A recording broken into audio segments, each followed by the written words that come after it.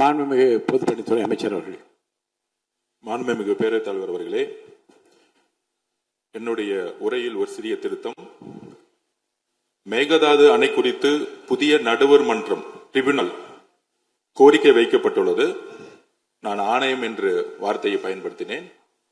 அதற்கு பதிலாக ட்ரிபியூனல், புதிய நடுவர் மன்றம் ட்ரிபியூனல் கோரிக்கை வைக்கப்பட்டுள்ளது. புதிய ஆணையம் அமைப்பது குறித்து எந்தவித முன்மொழிவுகளும் இல்லை என்பதை இந்த அவைக்கு முன்பு நான் தெரிவித்துக் கொள்கிறேன். புதிதாக கோரப்பட்டுள்ள புதிய நடுவர் மன்றம் ட்ரிபியூனல் மேகதாது அணை மற்றும் உபநீர் பிரச்சனை மட்டுமே எடுத்துக்கொள்ள இயலும் என்ற கருத்தினை மீண்டும் பதிவு செய்ய விரும்புகிறேன். அதாவது இந்த ட்ரிபியூனல்ங்கிறது எதுக்குன்னா, மேகதாது அணை விஷயமாக நம்ம கட்டக்கூடாதுங்கிறோம். கர்நாடகா கட்டணும்னு சொல்றாங்க. அதுலயும் குடிநீர் தண்ணீருக்காக கட்டணும்னு சொல்றாங்க. அது விஷயமா தான் ட்ரிபியூனல் அமைக்கணும்னு சொல்றோம்.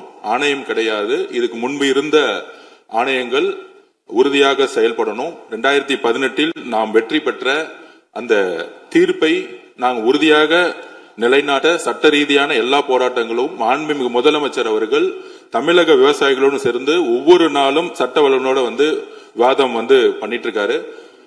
கடந்த 30-40 வருஷமாக எந்த சட்ட வல்லுநர்கள் நம்மளுடைய விவசாயிகளுக்காகவும் தமிழர்களுக்காகவும் குரல் கொடுத்து வெற்றி பெற்றார்களோ அந்த சட்ட வல்லுநர்கள் ஒவ்வொரு நிமிடமும் முதலமைச்சர் கூட தொடர்பு கொண்டு அதற்கான ஸ்ட்ராட்டஜி பிளான தெளிவா முன்மொழிந்துட்டு இருக்காங்க. உறுதியாக நாங்கள் மீண்டும் கூறுகிறோம், தமிழக விவசாயிகளுடைய உரிமைகளையும் தமிழகத்துடைய உரிமையும் மாண்புமிகு முதலமைச்சர் அவர்கள் உறுதியாக நிலைநாட்டுவார் என்கிறதை நாங்கள் பதிவு செய்கிறோம். நன்றி.